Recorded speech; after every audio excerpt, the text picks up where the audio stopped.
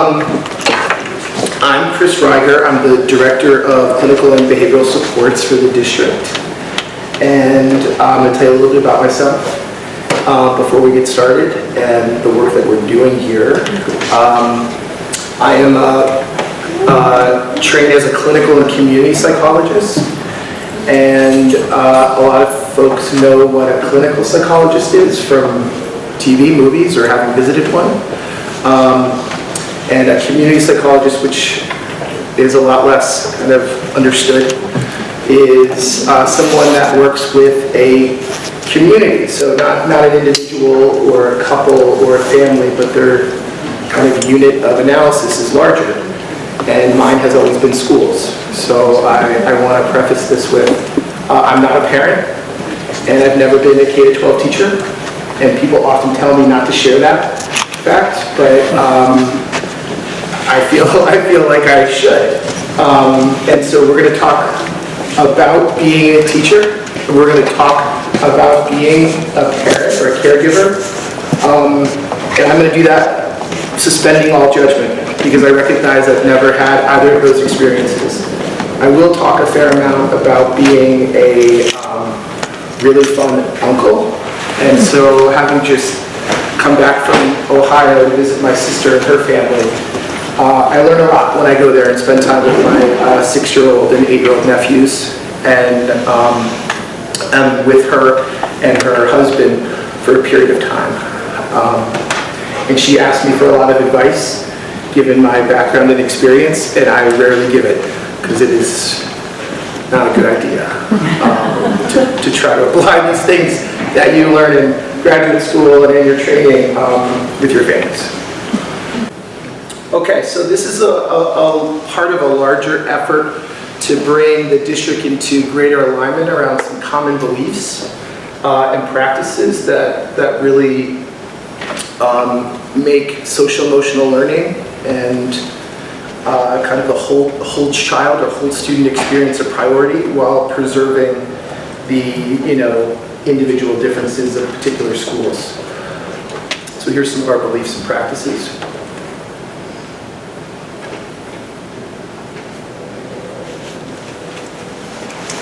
Which kind of social competency, belonging, joy are parts of the equation. This is a part of our Portland Promise, particularly our whole student goal. So all Portland public school students will acquire positive social and emotional skills and have a sense of belonging. And equity and achievement. I think they're all very interrelated, as we'll talk more about. I want to get a sense of where your students are. So let me raise your hand if you have students at the pre-K elementary level, middle school, high school, adult ed. Yeah. Okay. All right.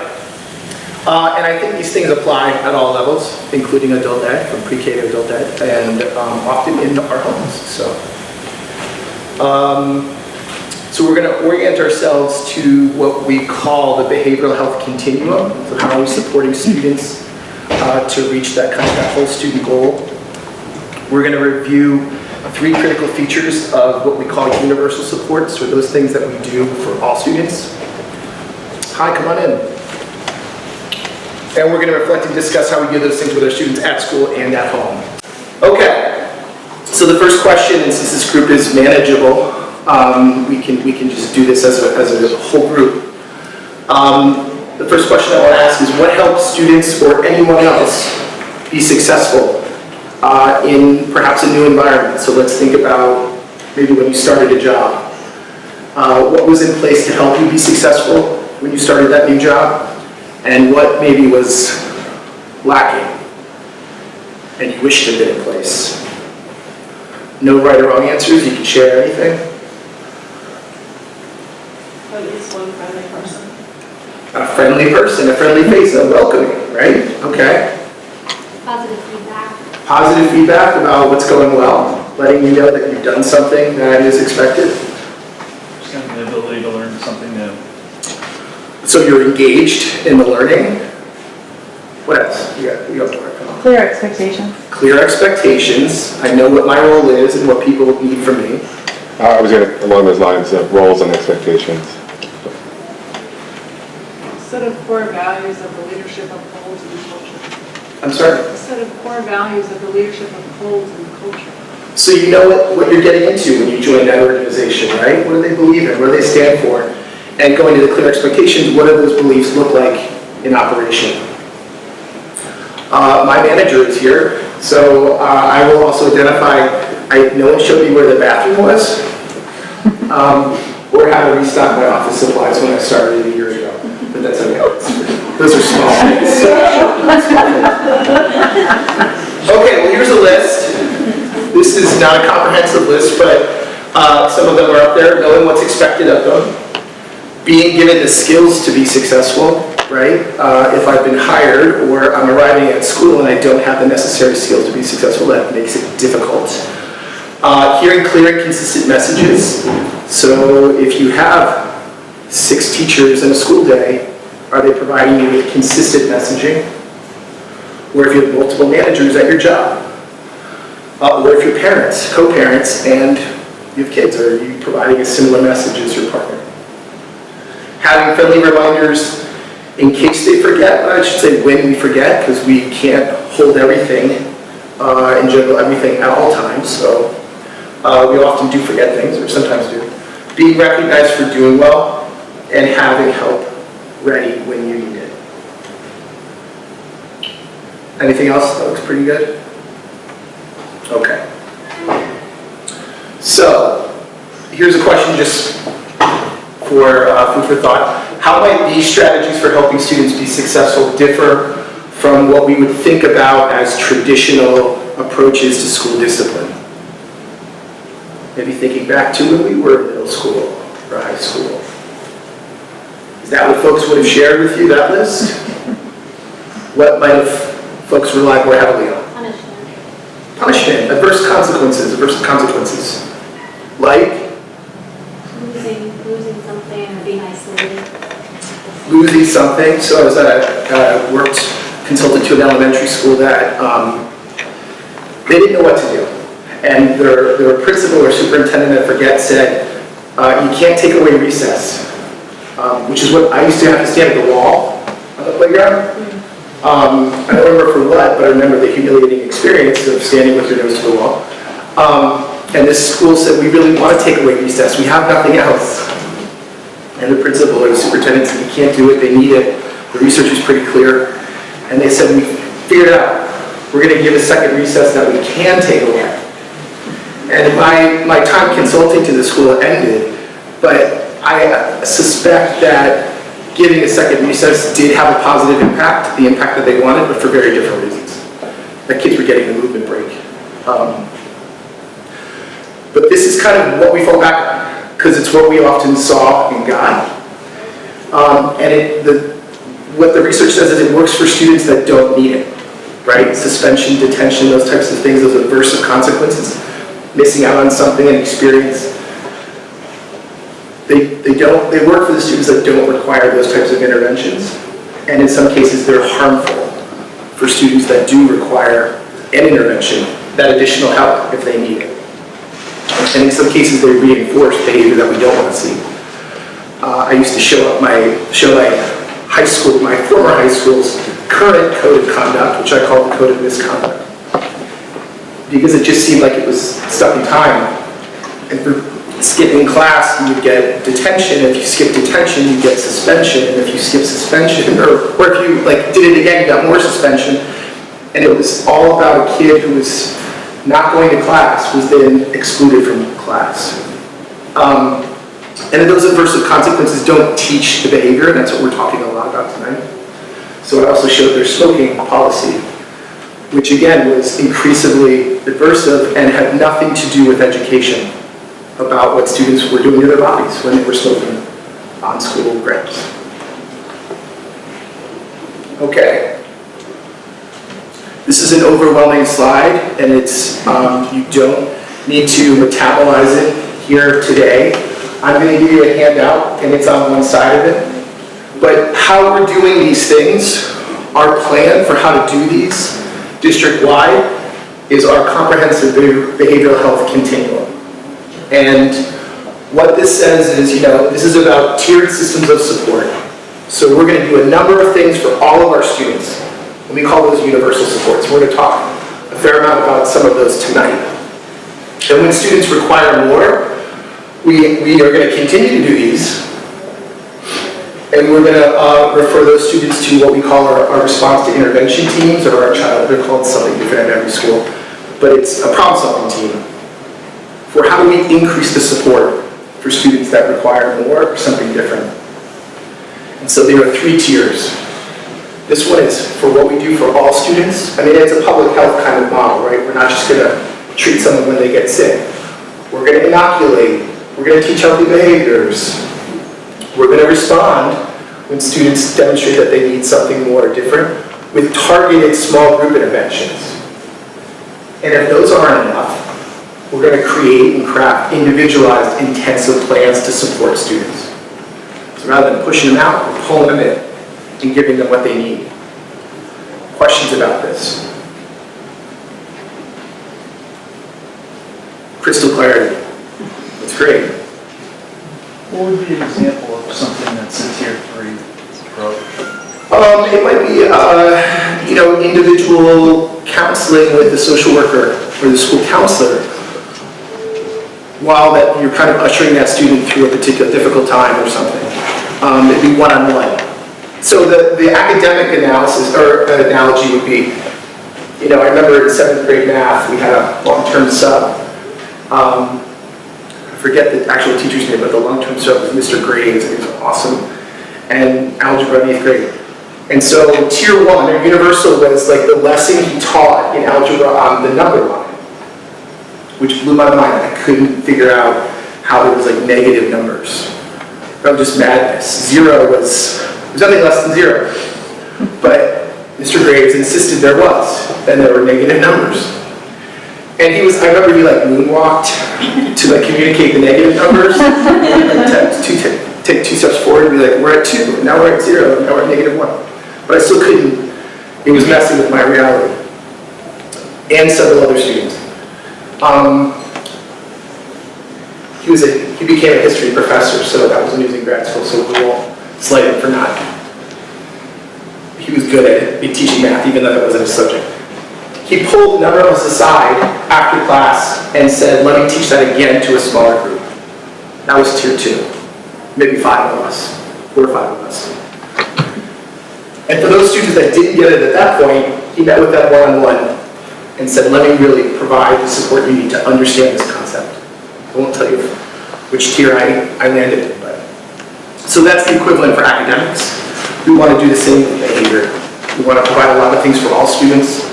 Some students need a little bit more or something different. Some students need targeted, individualized support. Other questions? Yes? What's your assessment like? I'm sorry? What's your assessment like? That's a great question. It depends on the behavior. So if it's attendance, we're looking at how often are they coming and are they staying? Are they skipping particular classes? We look for patterns and trends and triggers. It's here at King, they track office disciplinary referrals. How often are kids getting sent to go see Mr. Hansen for a disciplinary or social emotional kind of intervention? And are there patterns there? Is he always getting sent out of a particular class? Because if he's doing well in 5 of his classes and struggling with 1, it might be a damaged relationship. Or it might be the subject matter. So we look at that. So it depends on all sorts of things. But the key question is, one of these things, as we'll talk about in a moment, is how do we utilize data to inform who needs what, right? Great question. So,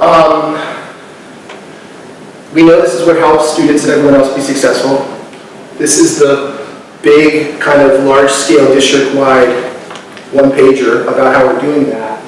A key piece of this work is something called PBIS, and I'll explain what that is. Raise your hand if you've heard that acronym. Well, it's more than I would have thought. It stands for Positive Behavioral Interventions and Supports. Casco Bay, they call it people behaving in school, and that's fine. You don't need to know what the acronym stands for. Just that it's a decision-making framework to get at the academic and behavioral outcomes that we want for our students.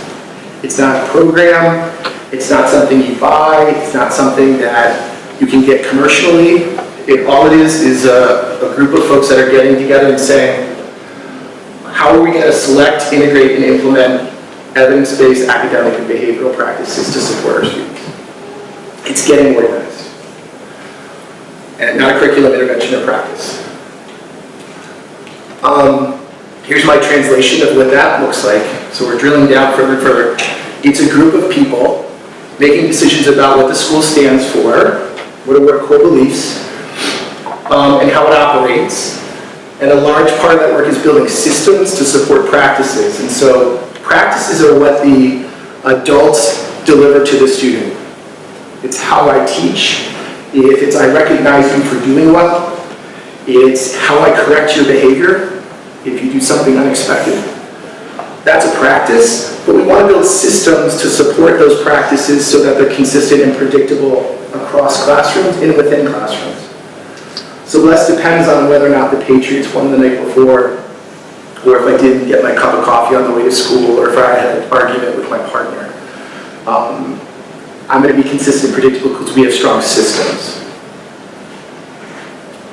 So, decisions a team will work on is what we stand for, how do we teach everyone what that looks like, what our values look like in the hallway, in the bathroom, how do we recognize folks when they do well, how do we consistently and predictably respond to unexpected behavior, we'll say more about that in a minute, and how do we collect, analyze, interpret, and use data so that we are informed about the decisions we're making for our students.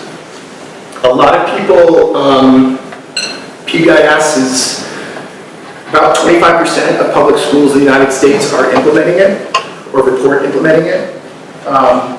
It's just grown over time. It's not a shiny new thing. It's not a fad. It is how schools are increasingly doing business. A lot of people, sometimes it gets a bad rap, and folks that fail to understand what it is and what it isn't often think it's heavy on the P, on the positive, and that it's all about rewards for kids. That we're going to, give kids stickers and tokens and tickets to get them to do the things we want to do. If anyone tells you that, it's not true. The crux of PBIS is teaching behavior.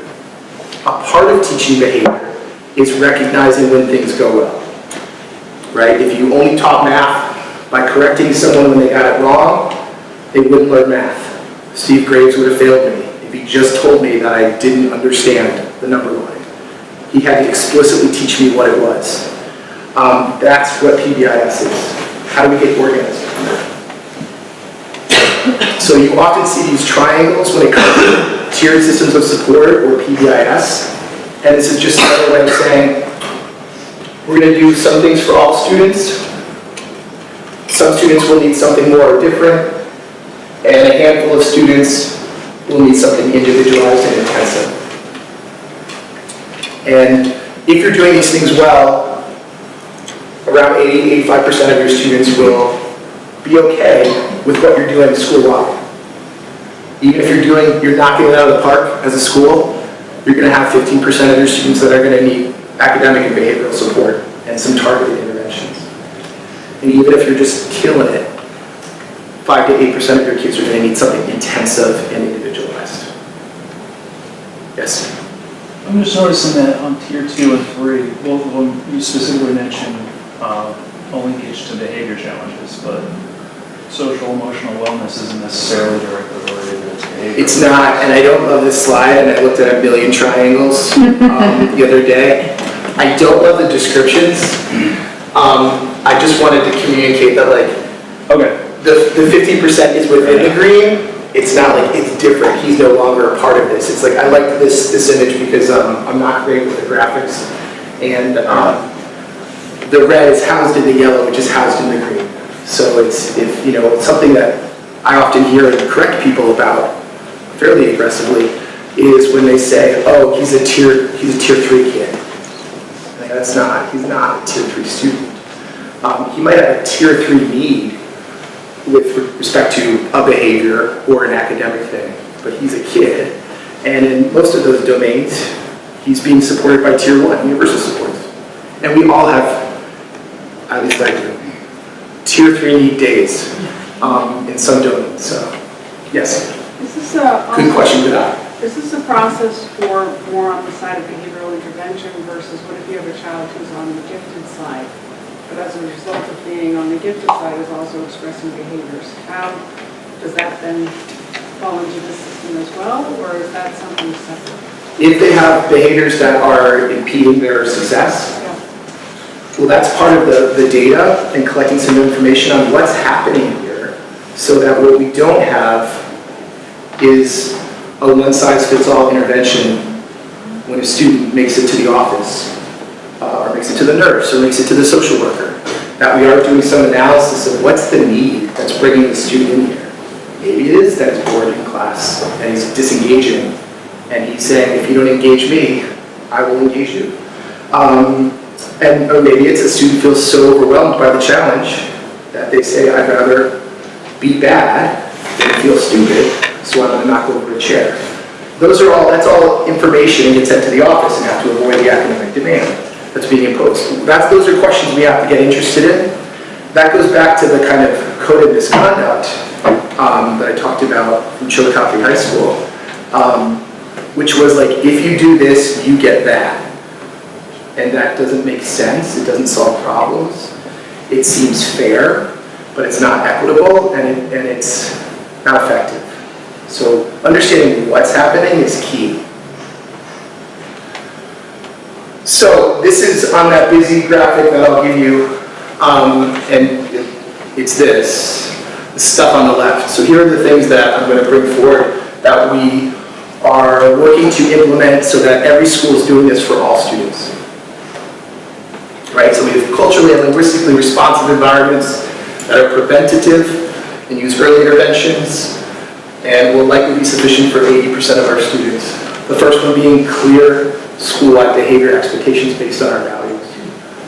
The values for King, which I can see in here on a poster, respect, responsibility, and perseverance. I don't know if you can see them here, but they're in there. So clear expectations, a formal plan, and that is, what does respect look like in the bathroom? Oh, they're over there. And they're right there too.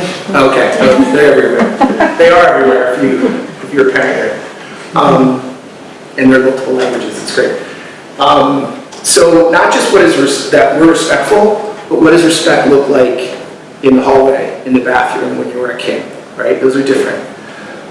As the election, is heating up, every candidate's going to be talking about national security. That's their value. Everyone says that's a value. What that looks like to a particular candidate is going to be very different, right? So we want to get interested in what that looks like. A formal plan for teaching school-wide behavior expectations in context. How do we teach kids to walk in the hallway? How do we teach them to arrive or dismiss? A formal plan for teaching social emotional skills. So we recognize, and the research supports the idea that if we're teaching kids how to identify what they're feeling and experiencing, how to manage those, how to problem solve with others, how to get along, that's going to help them move forward in life. Effective classroom management. We want our classrooms to be engaging, feel relevant. Systems for recognizing students for demonstrating expected behavior. We're going to spend time letting people know when they get it right. Consistent and predictable responses to unexpected behavior. And the response is consistent and predictable. So if a student, is minorly disruptive in my classroom, I'm not going to call Liz out and put her on blast and humiliate her. I'm going to restate the expectation for all students. If it's just Liz that's doing it, that might be my response protocol. And if Liz continues to not do what I'm asking students to do, my response protocol, my consistent and predictable response might be to selectively attend to the student next to her that is doing what I asked them to do. I appreciate you participating actively in the class. But really, that's for Liz, right? And if she continues not to participate in the way that I've asked, maybe I quickly, quietly, respectfully say, Liz, we're on page 70, or whatever it is. So I'm intentional about how I respond and not reacting, right? So that would be a consistent and predictable response. If Liz does X number of things, I have to call, if I'm here in this school, call Craig and say I need support. And it can't be because I don't have a good relationship with Liz and that you did the same thing, but we have a good relationship and I'm going to kind of overlook it. But you're going to see the assistant principal. It's that here are the things that activate that response. What happens when you meet with Craig in the office is not consistent and predictable. The process is, but the outcome isn't. Because it depends on what Liz's needs are, right? Why is this happening? What's the support you need so that you don't end up back in my office, but you're staying in class. And we need data, because we want to know where kids are, when kids are leaving class, where are they going, and for what purpose. So, I was just talking to Craig about this is a school that has these big culminating events. And he said, his office is across from the nurse's office, and he said, I notice we're having a lot of what I think are somatic complaints, because kids are really nervous. They're feeling sick, and their stomachs are, it's anxiety about these big events. And I said, I hope your nurse is collecting data, not just on when Malia comes to the office, and I'm keeping a file on her, but here's who's coming across kids. So they say, wow, we have a huge uptick in anxiety or somatic-related complaints around when we have our expeditions. I wonder if there's something we can do school-wide to just lower the tension a little bit. But without data, we're just guessing. So if school teams do these things well, more students learn the skills that they need to be successful. Educators spend less time responding or reacting to behavior and more time teaching, which is what we all want. And I say have more fun. And we can identify the students who really require more targeted interventions and intensive individualized intentions so we can give them what they need.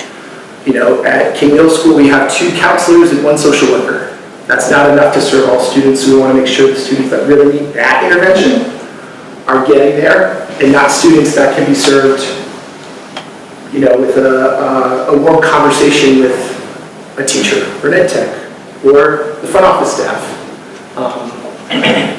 Questions about that? So speaking of collecting data, so what's the percentage of kids in our district that are is Portland also that 5%, 15, and 80? That's what we're striving for. Yeah, and then I'm wondering where we are, if you've been collecting data. Are we at 5% in the kids that are at tier 3? And then if we're not, if a particular school has overwhelmed with kids with, say, 10%, then do we have a system-wide, a district-wide system to bring in people from outside to provide support for the teachers? We are building a lot of the data collection systems, and this is fair. I've only been on the job for about a year, a little over a year, mid-October last year. And so a lot of this is new, to collect this information and to do it as a district. Some schools have been doing it independently for quite a while, but to bring everyone into alignment so that we are using common metrics takes work. It takes a lot of work. So for some schools, we do have good data on that. What are the behavioral needs, at least? That's what I'm looking at most commonly.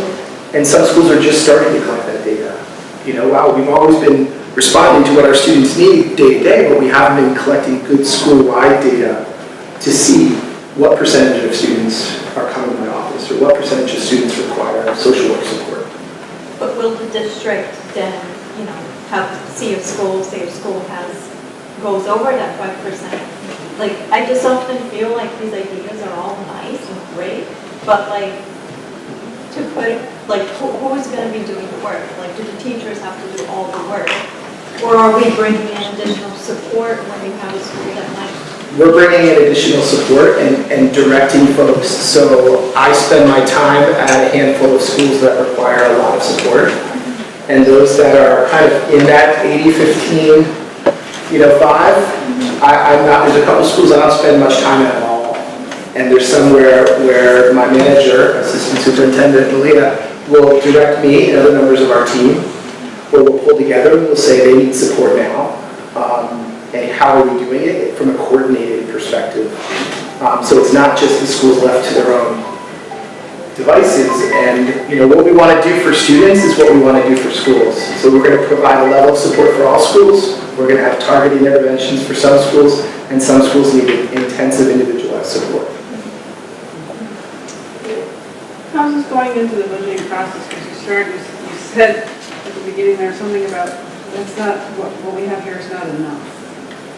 So with respect to a social worker, a single social worker, and 2 counselors, I'm not sure what you said for Maine. I don't know if I said it's not enough. It's not enough to serve every kid individually. Okay. That's why we have to move from, and so we're doing all the work supporting our social workers, understanding how to use data and provide targeted group interventions, rather than the one-off kids coming to me in crisis. We got to get ahead of that and work smarter.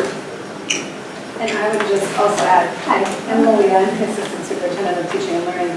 Over the last 2 years, we've made, one of the areas where we've made the most significant investment is in behavioral health work, in the form of social workers in the new position of having a clinical director. We didn't have anyone with that position before. And so, and in our READ program, so that's last year in our budget, I think the biggest kind of investment we made was around this work. Yeah. A question about how you're training the teachers or other folks, other staff that identify students who need extra support. You've given a lot of good examples, I think, in terms of behavioral issues or academic problems that might signal that there's an issue. But for social emotional stuff, a lot of kids, they're able to keep that inside and they don't want to share it. They might even work actively to mask it or conceal it. Yes. So how do you address students in that category, and what are you telling the educators in terms of how? Well, this is really a big part of this. There's 2 pieces to this. We're really promoting and pushing and supporting the idea we want to get to know students. We want to make sure that every student feels very connected to at least one adult in this building. And we're collecting data on that to see how we're doing. We also will get to a point, and some schools already do this, use a universal screener that a couple times a year just gets a sense of what are the behaviors of the student, and not just those that might warrant a trip to the office, but does the kid seem sad, or overly quiet, or a little bit asocial on the playground? Like, where do we get concerned there so that there are kids who are maybe not showing up at the office because they're not disruptive, but the teacher is saying, I'm a little bit concerned and I think someone outside of the classroom should put eyes on this and think about how we can help the student. So we need a couple of those systems, right, to do what adults might commonly do as a practice, but we want a system to support it so it's happening in every classroom and that every adult is attending to that. It's not just the squeakiest wheels. Sometimes it's the quietest wheels. And I'm not sure how if this can be shared with you, but there's links in here. So there's a link to the research supporting all this. Any question? No, I'm just scratching that. Okay. So, oh yes. Can you give us some more details how individual supports for students who are really have severe behavior? Yeah, it might be, I don't like the term, but it's accurate, but I wouldn't use it with a student. Behavior improvement plan. Like, we've looked at some data, we've done an analysis, we suspect that students avoiding this or is trying to gain peer attention by doing this. And we're going to create an individualized plan with his team. And that might be a couple of his teachers, his social worker, a nurse, an administrator, all who have different touch points with that student, and we're going to craft an individualized plan, which might be, he checks in with someone in the morning and says, this is how I'm doing, this is how I rate, how I'm feeling, my mood, here's how I'm rating things, how they're going with my friends, at home, with school, and here's my goal for the day, here's what I'm going to work on. And for some kids, they're checking in with teachers 6 times a day to do that work. Some kids, it's just beginning of that day and the end of the day. Some kids, it's just a couple times a week. So someone's kind of supporting them and managing them. Or they have a go-to plan. If it's, I'm starting to feel like I'm going to do something that's going to land me in the office, and it's going to be a discipline issue, I have an individual plan of here's where I go. I go to student services here at King, and I sit and wait for Amanda, the social worker. And then I have permission to do that, because we know that if that's a skill that I'm working on, is saying I'm starting to get heated, and I know this doesn't end well if I don't do something sooner. So I have a plan that's just for me. We don't let all kids just stand up, walk out, and go sit outside Amanda's office, but maybe for you, it's what you need. And then we'll wean you off of it. My other question, how about if the student doesn't have a trust in any school staff? That's where we start. It's not welcome, he was being treated unfairly, and he feels that he cannot trust anyone. And that's where our work starts. That's it. And I think we have to be really honest about the things that we do as an institution. And this is not, I've worked in many districts, this is not unique to Portland. We have to have honest conversations about how we have to compensate for that. We can't say, oh, the student's coming back from suspension, he needs to be perfect. You know, part of our, if we use suspension, then it should be used as a last resort, and only if it's unavoidable, and if we're strategizing during that time off. But he needs to feel welcome back. We missed him. We want you here. We don't want you to be out of here. And that is work. That's work we're doing. These are conversations we're having. But that, I mean, that's just the foundation. And we know that students feel, they don't all feel welcome, and families don't feel welcome. And we're asking students and families to fill out information to let us know about what schools are doing that well and where are students kind of struggling. I mean, this is work that anyone who's a parent at hearing, you know, they've spent a lot of time this year asking students, do you feel connected to adults here? And when they got their data back, which it's tough because I couldn't find national numbers to compare it to, they said, we're not satisfied with this. And that's great. I think you should say that until it's 100%, right? And then they went back to their advisory meetings with their students in these small groups, and they said, here are the numbers that you shared with us. What's going on? How do we help you feel connected and welcome and supported by the adults here? And they have these great conversations in different parts of the building with students. So we recognize that that is paramount. That's the place to start. And I always say, if the students don't feel welcome or liked, and I say this to teachers, if you don't like your students, you welcome them. You can't, nothing else is following, right? If I don't feel engaged and that what's happening in the classroom is relevant to me, good luck with the other stuff. Yes? What kind of behavior needs a student to be suspended from school? I mean, if it's overly aggressive or dangerous or demeaning, oftentimes schools do need a stopgap to make a plan. If there's a dispute with another student, if a threat was made, if a threat was made to a staff member in the same way, we want to make sure that everyone's committed to safety and we make plans that work. But it really should be a last kind of, only when it's unavoidable.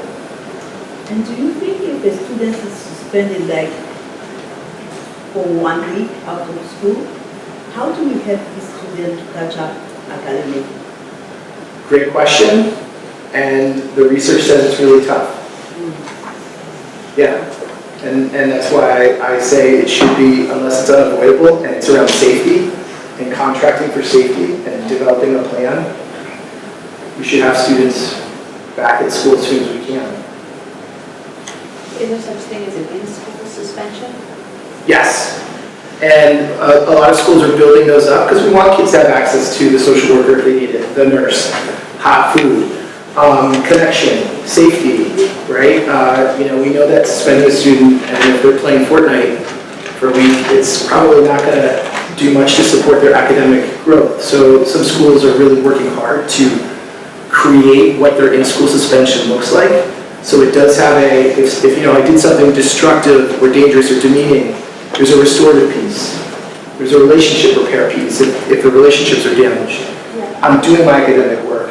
So some of the schools are practicing that now? Some schools are. I don't know how it looks across all schools. Yeah. I have a question with this parent. The question is there a list of punishment or consequences that are there to give to students when they do a kind of misbehavior? Is it school, district-wide, or is it applied to a certain group of students, or individually, or how is it working? Currently, schools are kind of drafting their own and coming up with their own, tweaking their own. We're trying to bring it into greater alignment, and so that we're sharing a fair amount of good practices that are happening in schools where we think it's going well, so that we can do it more consistently and predictably, and attend to issues around equity. How are we serving kids to meet their needs, rather than just the aversive punishment? I'm going to keep going. This slide just illustrates that this work, as we're all kind of discussing, is not easy. It's not like having clear expectations and a consistent, predictable response and recognizing kids. It is really hard, right? And as I know, coming off of Thanksgiving for my sister's house, it's really hard for her to do these things. I was there for 4 days. I don't think, and again, no judgment, she's an awesome parent. She's also a pre-K teacher. And is really good at both. I don't think I heard her recognize her kids for doing well, and they're really well behaved most of the time. I don't think I heard her say one positive thing for 4 days around like, great job, da, da, da, da. On the last day, the elf on the shelf had a note, and I have thoughts about elves on the shelf that just are a little strange to me, but the elf on the shelf did compliment them for good sportsmanship when our game was sorry the night before it was about to go south. But, so it's hard to do. It's hard to do as a classroom teacher. It's hard to do as a parent, I know, to do these things. So it's really difficult. Yes? So 2 questions. One, Jackson Katz has done a lot of work on looking at especially these formative years around social identity for boys especially. And so is there any introductory sessions happening, not just for parents, but parents, teachers? It really takes a village to raise a child. And so I'm wondering, like, what's being provided? I think this is all great, but it also helps when there's like what I call a level set, so that children know themselves the language of which they're being introduced around desired behavior, and even paying attention to those social challenges that are emerging for this period of time that says, I gotta look tough, because that's what I'm also rewarded for societally. And so I'm just curious how... Yeah, I don't think we have a level set around this. This is something I'm really interested in and have a lot of conversations about. Yeah. And again, it takes a long time to do this work. Yeah. And it is happening in pockets. I don't know what's happening district-wide. And I think, a lot of our schools at middle and high school have advisory periods. Or crew if you're in here or Casco Bay, where conversations are a smaller group and about kind of what's happening for us as students. And I think there's probably great variability in that within a school. And so one of the things I discussed with Lily today was I'd like to visit those and see what conversations are happening and see where people need support around this. Because this is not, again, I'm not a K-12 teacher, but I don't know how much of Teachers Ed program is around this type of stuff, which is what's on kids' minds, right? And I always say to teachers, which is easier said than done, if you can't get them to think about what you're talking about, it's okay to talk about what they're thinking about. But that's scary for a lot of folks, all adults, right? To talk about kids with like what they're thinking about. Identity, right?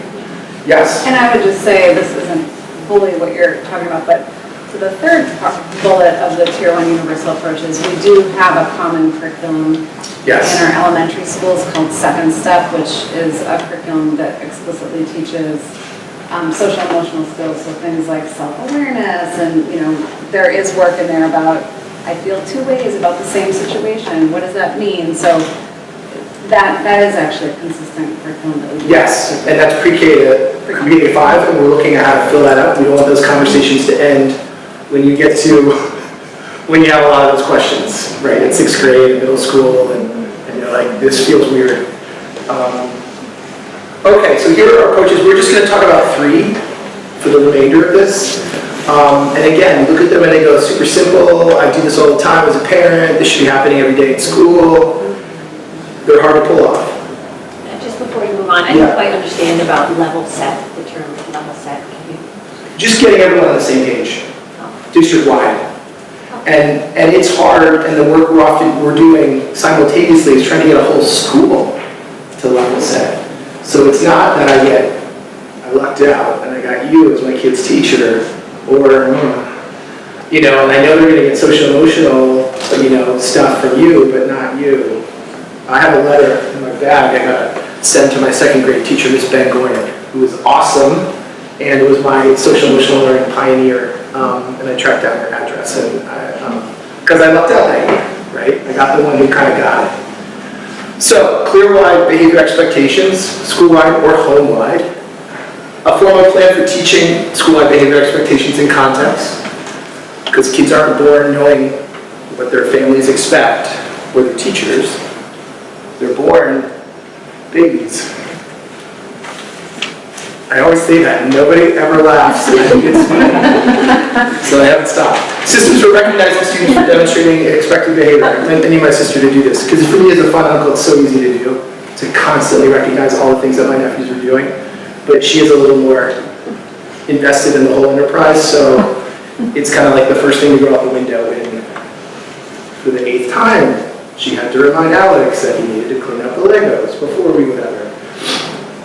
Whereas I just keep playing with Legos. Speaking of my sister, and I don't know if this is where this is being recorded, but I am fearful because I'm going to share her bedtime routines to talk about clear expectations and how difficult it is as a school, but how difficult I see it at my sister's house. Good parent, teacher, caring, loving. Her husband is the same. They love each other, love their kids. They're smart. They're reasonable people. My sister is an early bird, and she is the primary caregiver. So she's with these kids in the morning. She's with the kids after school, and she's with them dinner at bedtime. And she's exhausted. Call it the Becker gene. That's my mom's maiden name. We were like ready to fall asleep at 8. This is pushing it for me tonight. She's an early bird. Her husband, Tim, is a night owl. He'd be up all night if he could, if he didn't have to go to work or whatever, but like, he'd work through the night if he could, if they didn't kick him out of his office. He is not super involved in the morning routine because he's thawing out and warming up. But by the time he comes home at night, he's not in a rush to put the kids to bed because he loves his kids, right? Reasonable people, shared expectations, these 2 things exist, early bird, night owl. They agree, our expectation around bedtime is we're going to read, we're going to say a prayer, we're going to say good night, I love you, good night. And I just participate, and they're like, Chris, what do you think? And I'm like, just, you have your book, I'll read it. Like, I'm not going to make any comment about any of this, because it's tragic if I do. So these are the 2 books we read last week, or 2 of them. My sister's like, 1 and done. It's Otis. That's it, and then we're shutting it down. My brother-in-law is like, I'm not in a rush. I love my kids. We'll read up to 3 books. Okay? So they both say we value reading it before bed, but there's this little difference. 1, 2, or 3 books is the variability. Trouble, early bird, night owl. The last thing, the prayer. So they say to their kids, you have to say a prayer. Andrew, who's 6. Not that interested in this effort right at this point in his life. Although he's like a little theologian, actually, but not this routine. And so he says, he's crafted a statement, and he goes, thank you, God, for all the fun we had today. Amen. My sister goes, great, awesome, love you, good night. My brother-in-law is like, specific is terrific. I want to know, I wasn't with you. What was fun? Did you play with a particular friend, or learn something in school, or have a special snack? Now, because of my brother-in-law's work schedule, he's only there some of the time. So half the time he gets away with, thank you God for all the fun we had today. That's it. My sister goes, love you, good night. See you in the morning. But when my brother-in-law is there, he digs in. This is confusing for a 6-year-old who's like, half the time this works. And he's not thinking about it that consciously. So it's a beautiful thing. My favorite part of my visits with my family is if either my brother-in-law or my sister is doing bedtime and the other one is not there. It devolves into chaos when they're both there. My nephews feel, I think they're immune from it. They're like smiling, they kind of laugh, they figured out what's happening. At one point, my sister was like, and she does this regularly, Tim, I'm gonna lose it. You just do it, right? And storms out. And I asked the 6-year-old, what is she gonna lose? It was her head. They know. Anyway, getting on the same page with 2 adults and 2 kids is not easy. It's really hard when you have 60 adults and hundreds of kids. It takes years. So we're working on it. But we often get in those kind of frames around, we're not always thoughtful away from the problem. So again, here's the king bathroom expectations, right? Have teacher flush the toilet, wash your hands, report a problem. At LICIT, anyone have a seat at LICIT?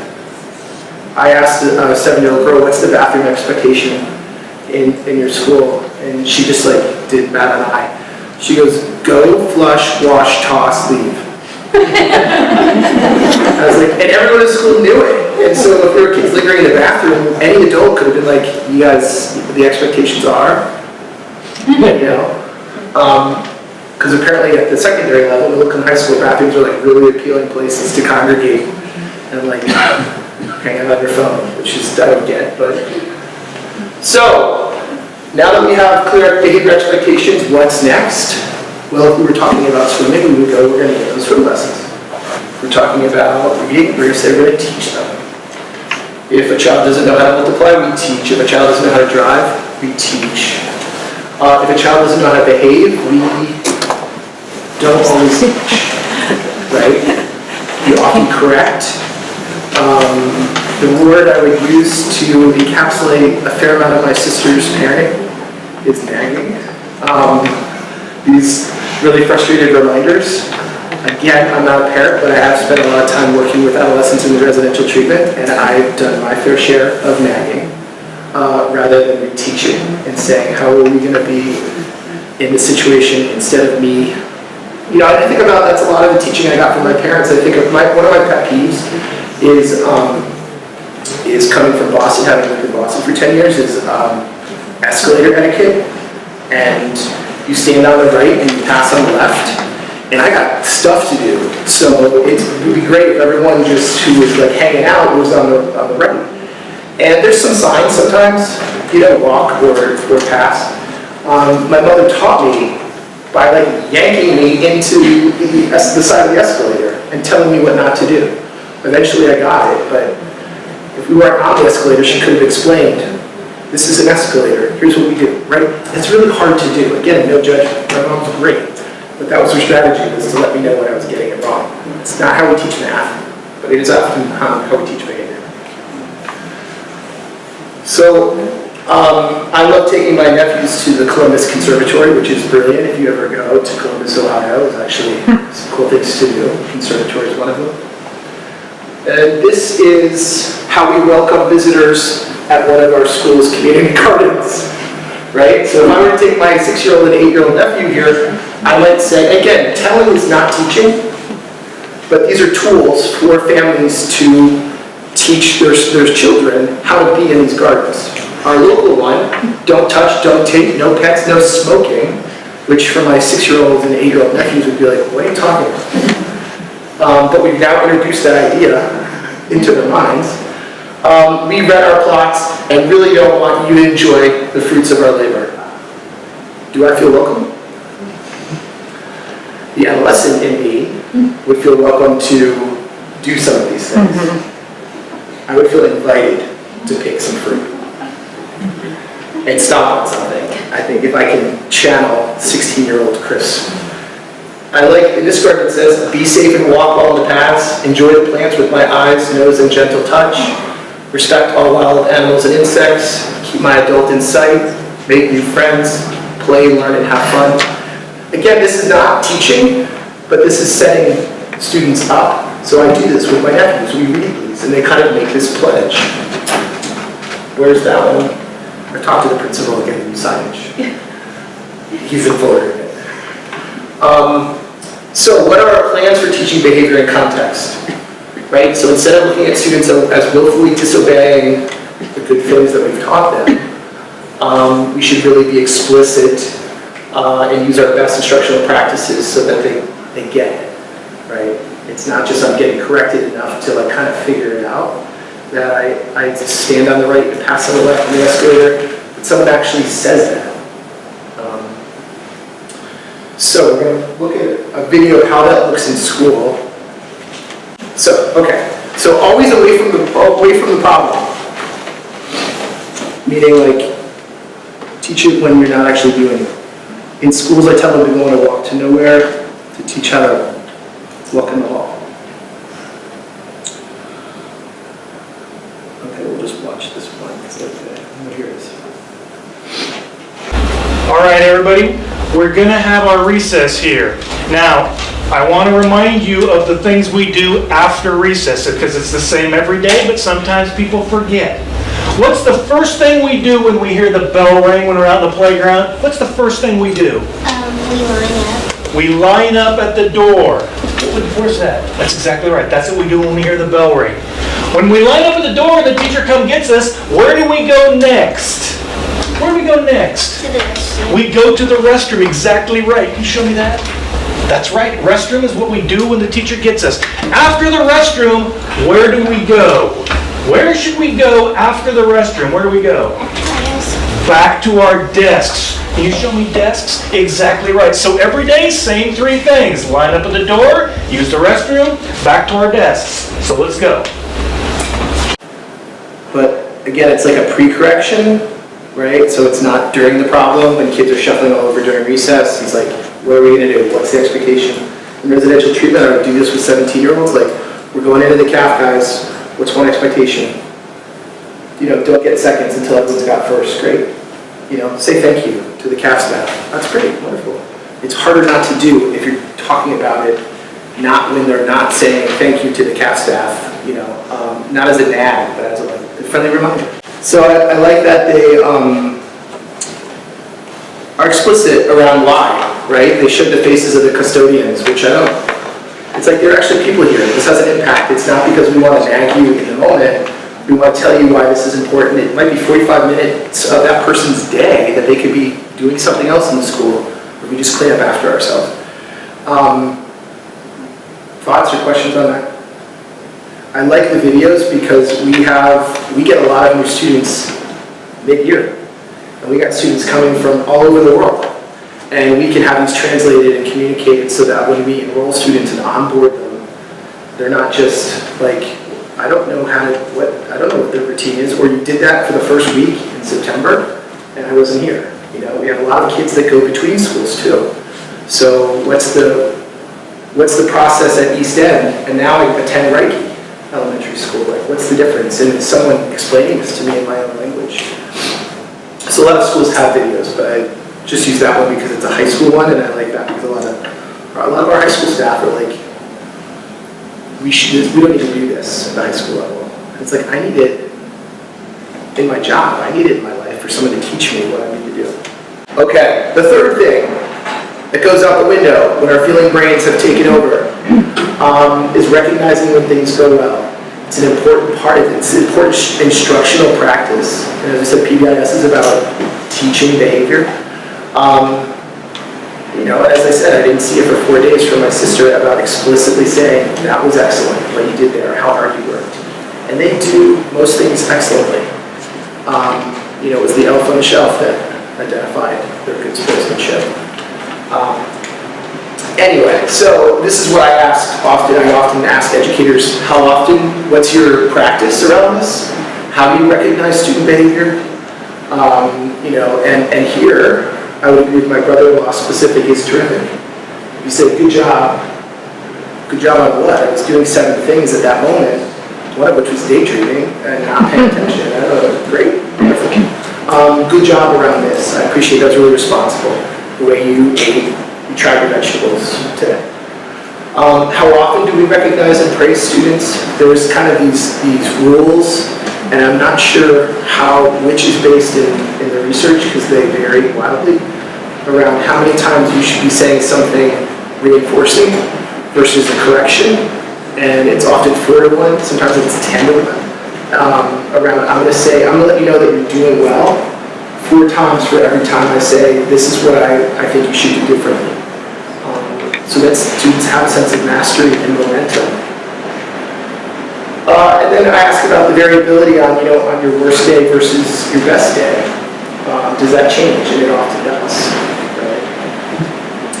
So, and then do you recognize and praise your students for effort as well as successful accomplishments? I think there is a further,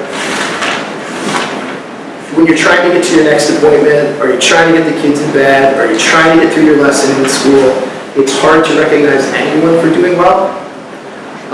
Unless, as I did earlier, I wanted Liz to behave, so I recognized Liz's neighbor for what she was doing well, because I wanted Liz to go, oh, how come I'm not getting any of that positive attention? It's even harder to recognize effort rather than like a clear accomplishment. And so I'm going to show this quick video. We're going to skip through this. And this research is not cutting edge, and it's a few years old, and it's older than this, but this video is from 2017 about how we think about recognized students for doing well in the school setting, and then you can make your leaps to what that might look like. You're welcome to get soaked, it sounds like. I like this research and I like that video, but I just read something today. I really want to commend our district leadership, our superintendents, which were 3, around, I always feel challenged. And so I'm always getting information and learning new things where it's like, okay, I thought I had the answer, and it's different. And there was something I read that was Malia shared with me around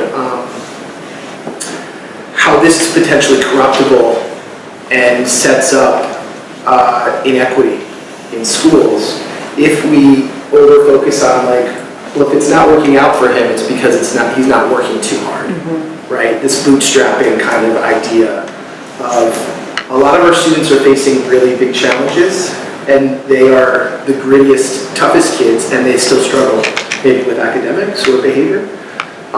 And so that it's not a catch-all. We still want to promote and recognize effort, but we don't want to get into the mindset that that's the only thing, right? So there's a lot of research in schools on grit and powering through, and trying, even when it's hard, is good, but we don't know a lot of what our students are sometimes facing, right? And so if I say you gave a lot of effort and you didn't, that might look like the case in my classroom, but maybe you didn't eat breakfast and you didn't sleep last night and you missed because you were taking care of your siblings, so you missed a couple days. So you're really busting your tail, but I might think you're just not working hard enough. So it is kind of it's an interesting thing.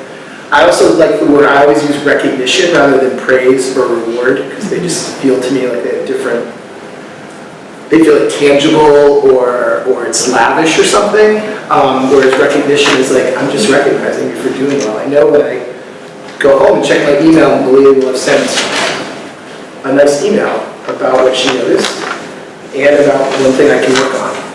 And the expectation is clear. I know it's there. I know she wrote it while we were sitting here. And that's great. And I like to be recognized, right? It's always nice for her to say, this is what, you were sick and you really worked hard to get through that. That's great. And you talk too much. Whatever it is. That's what I'll hear. That may not be what you like. I think, so just to kind of review all of this, yes? This is perfect, because actually my question is sort of related to this slide. So, I was asking a question earlier about social emotional well-being and how it's not necessarily all about behavior, and you agreed with me, and the goal is social emotional well-being, right? That's what it says. But these approaches, with the exception of, I applaud Portland for the second set program, because I think it's really important to normalize and teach kids how to talk about their feelings. But in terms of a plan for helping kids with social, emotional well-being in general, everything in here is behavior. I mean, look at the three things that you just talked about. Clear behavior expectations, a plan for teaching school-wide behavior, systems for recognizing students' behavior, and then we talked earlier about systems for collecting, analyzing, and utilizing behavior-related data. Not to look for behavior issues, but these are some of the basics, and I would argue it's all behavior. How your students are feeling and what they're doing with that anxiety is behavior. How they're performing on their math tests is behavior. It's all behavior for me. And what we have to do is and a lot of these are the basic expectations for schools. We're trying to do that level set and bring everyone up to some alignment. A lot of our schools are going above and beyond this, and we have to figure out as a district how we're going to support that around mindfulness and meditation practices, which are happening in schools to help deal with some of that anxiety. Anxiety is catching fire in our current state of things. And I think we need to do more around these targeted interventions. I'm always talking about anxiety with our social workers, and I want them to be running time-limited, skills-based groups for kids. We need better metrics and screeners to identify kids who aren't making it to the office and are they're very compliant, right? I've worked with a lot of anxious kids. They're great clients to work with. They do their homework. They get it done. It's easy for me as the therapist to do that. So we're figuring out some of that. What I also don't want to do, because this is another piece around the equity, is I don't want us to say that we're going to give kids a coping strategy and not look at what we're doing to promote or mask some of these things. Because as a system, as a school, we are doing, in any school, we're doing some things that is not helpful for a student's anxiety. We do a lot of things. I see them every day. And what I don't want to do is if we just give them more coping skills, we don't have to attend to what we do as adults. That's actually perpetuating some of this. So I see it as all behavior, but yes, we need those screeners to find the kids that are not a behavior problem, but that their behavior is a concern. This is a massive ship that we are trying to change course on with relatively new leadership around these types of issues. And we have a lot of new learning and unlearning to do around how we understand kids. So we have the vision, I think is well articulated. But now it's the work, and it's going up that switchback, not over the cliff. It's this is actually going to take time. And I know that you care about your kids, and they're there, and you want it to be changed and different because you love them, and you want the best for them. And this institutional change takes so much work. It's a lot of work. I get pulled into a handful of things with schools and parents and families, and I offer that. My hands are pretty, I'm not a compelling character to a lot of schools when in these types of situations, but I'm happy to support you and your family and say, this is something that we could support students in doing. I'm always talking about Coping Cat, which is a manualized short-term treatment for childhood anxiety. It's 15 sessions. It's something that we need to get our social workers trained in. They can do it in a group setting, so it's not just seeing one kid or another kid. We have so many kids with anxiety. And they're not the squeakiest wheel. They're the quietest one. Okay. Any other thoughts, questions, reflections, epiphanies? Coping Cat, yeah. So part of this framework is we want to use evidence-based interventions, research-supported interventions. We don't want our social worker, as talented as they may be, to decide, I'm going to come up with a curriculum for how to do this. If it exists and there's research to support it being successful. That's part of my work, and it's taking time. And I do talk to a lot of social workers around anxious kids, and I say, why are we not using Coping Cat, which is a manualized, research-based, evidence-based intervention. It's short-term, you can do it in groups. I've done it in schools. It's highly effective because anxious kids make for great clients in that intervention. So I am going to ask my question, I think, is, let's see how to frame it. So thinking about strategies, like when you're saying, why aren't we doing this? And I see this great problem. You have so many teachers in this district that you have to train on so many different things with such a small, limited amount of time. Yeah.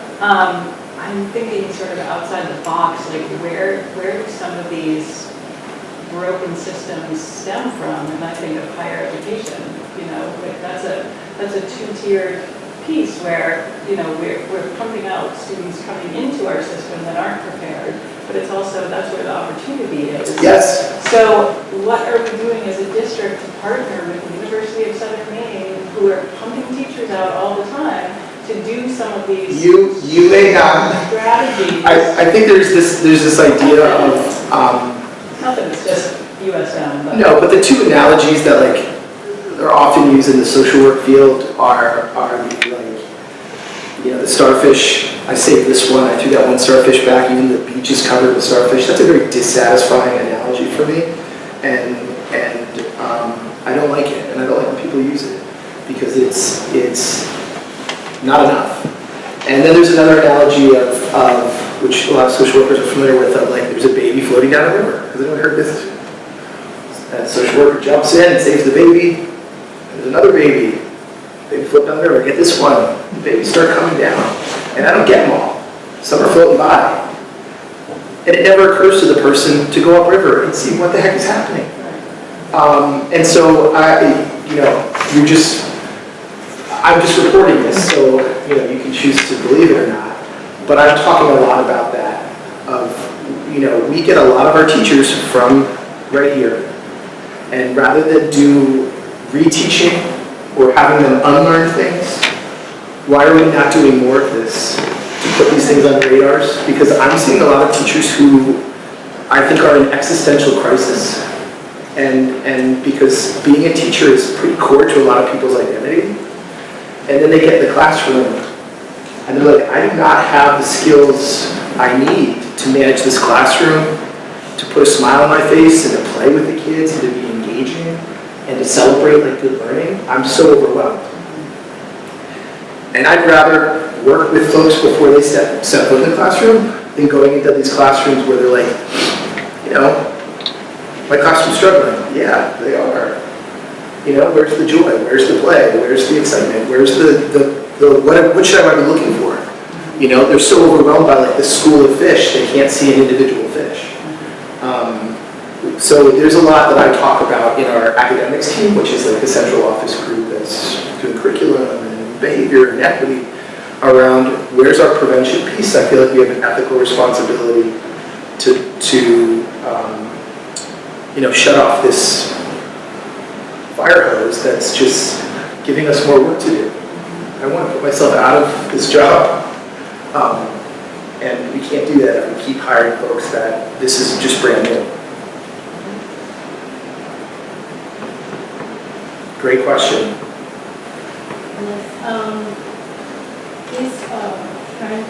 This discussion is because of parents, but I think as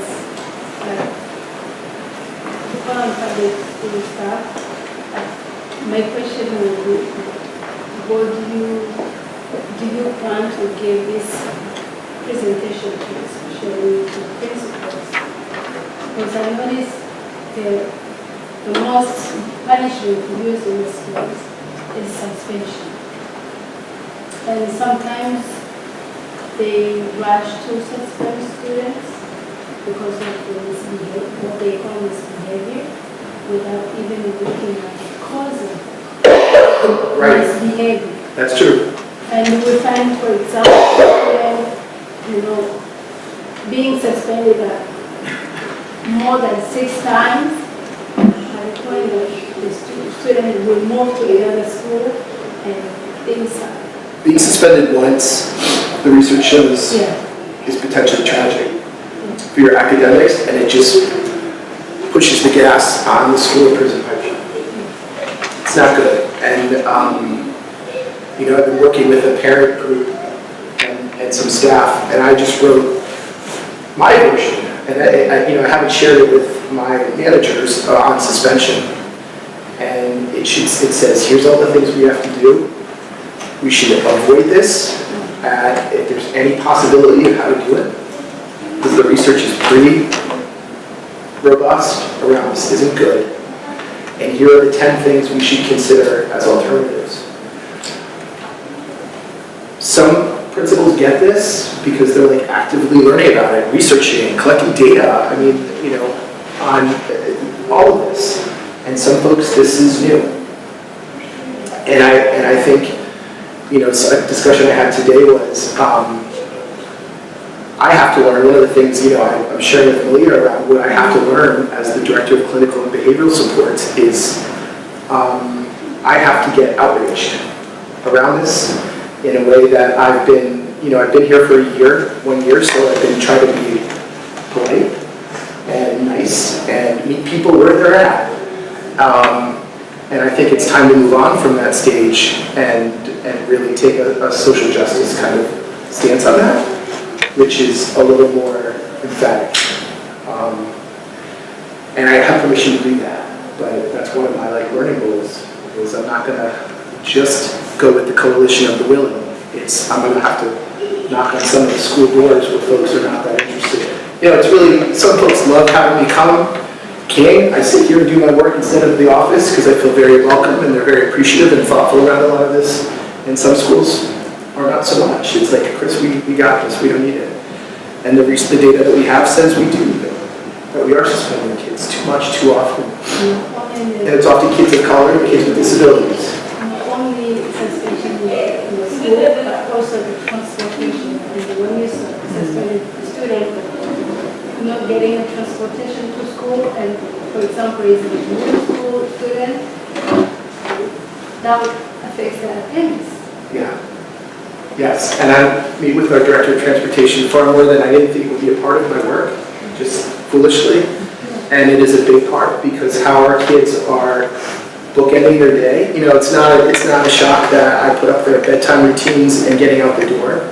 How we start and end our day often defines, we can have a great day, and if at the end of the day something rotten happened, I go, today was awful, right? But if I had a great morning, I can walk into school in a different way. And we have a lot of work to do on our buses, and that's around, you know, excluding kids from riding the bus, because that's the only way they're going to get to school. So we have a lot of work to do. I worked in many districts, the biggest of which is Boston, but I really do believe in the vision. We have a long way to go to reach that vision, but I do believe in the leadership and the vision in a way that I have not been. I haven't found as compelling in the other districts in which I've worked, in Massachusetts and Ohio. So it's bittersweet because it's like, I like where we're going, and we have kids in our schools now that we are not serving the